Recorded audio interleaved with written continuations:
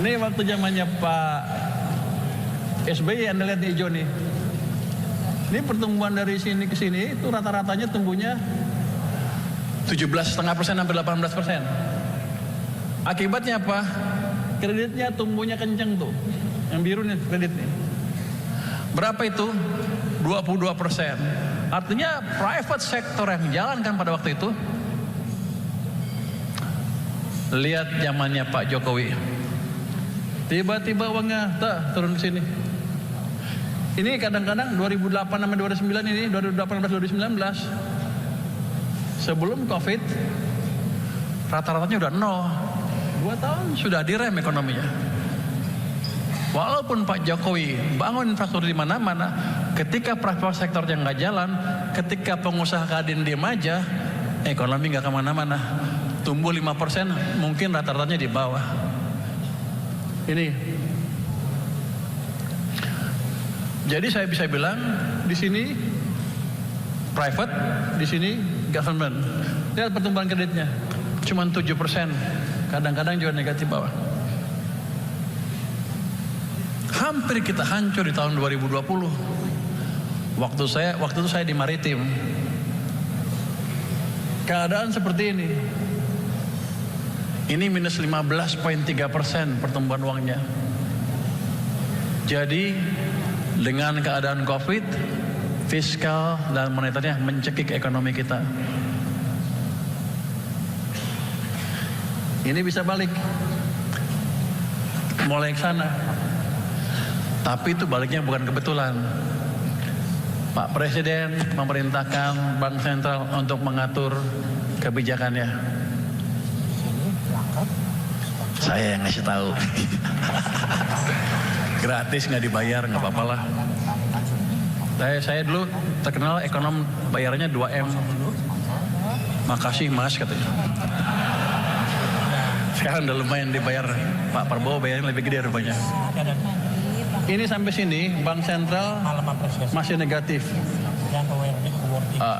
Bank Sentral udah membantu tapi masih negatif. Ini dari sini ke sana, apa yang terjadi? Kita paksa Kementerian Keuangan memindahkan 300 triliun dari BI ke perekonomian, ke bank-bank komersial. Akibatnya M0-nya tumbuh seperti ini, nggak lama kredit juga tumbuh kencang seperti ini. Jadi ini amat mempengaruhi pertumbuhan kredit dan pertumbuhan swasta sektor real. Waktu kemarin saya balikin uang itu 200 triliun, itu bukan langkah baru, pernah dilakukan di sini. Cuman karena mereka nggak ngerti, mereka cuma jalanin perintah. Mereka pikir itu langkah kebetulan. Tidak, itu langkah by design. Yang ini pun kita sudah punya pengalaman dan kita jalankan langkah itu karena kita sudah punya pengalaman tahun-tahun sebelumnya. Jadi saya kelihatannya pinter, padahal enggak. Dulu dikerjain. Tapi emang gue yang nyuruh sih. Yang lain nggak ngerti. Orang nuduh saya. Ini waktu London ini, mereka bilang apa? Purbaya ngabisin uang pemerintah 200 triliun. Padahal yang saya lakukan apa? Saya pindahkan uang dari bank sentral ke bank komersial, BUMN, dalam bentuk seperti tabungan, deposit on call. Uangnya masih uang saya. Jadi ini balik, ekonomi recover, uang gua masih utuh.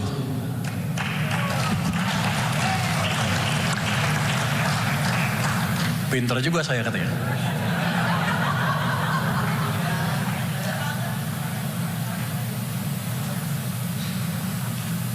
Itu seperti hal yang gampang. Kita pikirkan orang dalam negeri nggak ngerti. Tapi ternyata orang luar negeri juga nggak ngerti.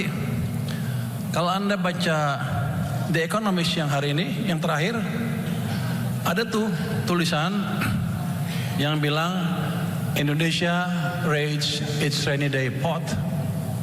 Dia bilang di The Economist itu, saya ngabisin uang yang disimpan untuk keadaan susah sebesar 200 triliun. Padahal kan uangnya nggak habis, uangnya cuma saya pindahin aja. Jadi majalah The Economist yang canggih itu ternyata nggak sepinter gua.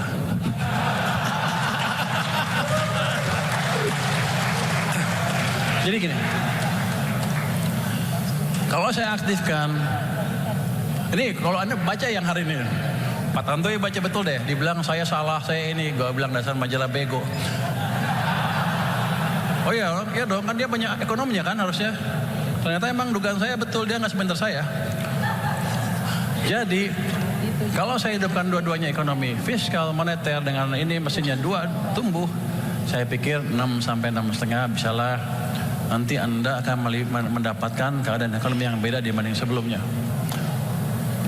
Tapi itu belum cukup kalau untuk menciptakan pertumbuhan ekonomi yang berkesinambungan. Iklim investasi kita masih berantakan, betul kan? One stop service, tapi nggak kelar-kelar. Boleh ngomongin nggak ya?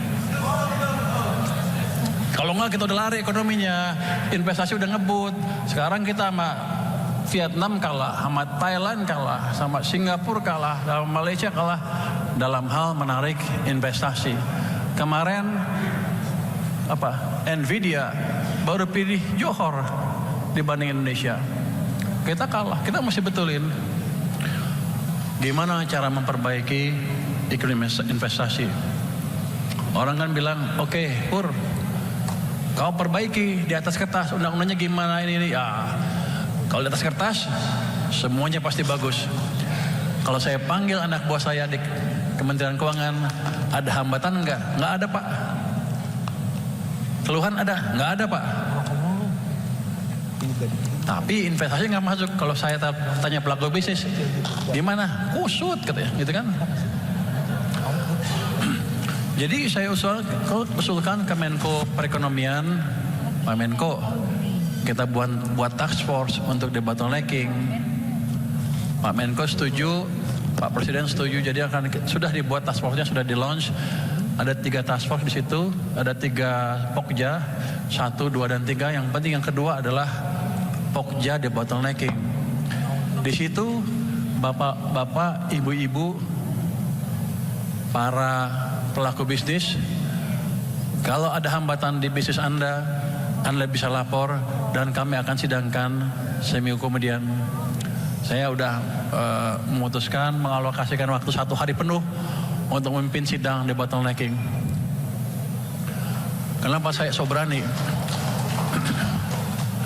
Saya pernah punya pengalaman debottlenecking di Menko sebelumnya, di Menko Perekonomian, Maritim, dan Polhukam, 3 Menko. Saya wakil ketua tim debottlenecking sama Pak Yasona Lawli ketuanya.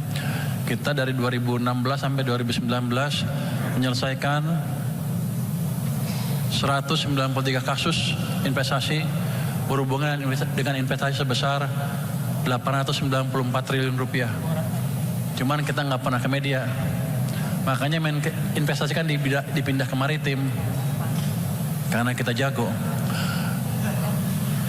Ke depan kita akan perbaiki itu sehingga nanti iklim bisnis akan kita perbaiki secara bertahap langsung dari lapangan. Nanti dari situ kita betulin peraturannya. Bukan dari peraturan ke lapangan, dari lapangan ini ke peraturan nanti. Jadi teman-teman nanti kalau ada masalah bisnis, lapor ke tempat saya. Nanti saya umumkan besok mungkin lapornya kemana. Nanti akan kita bereskan.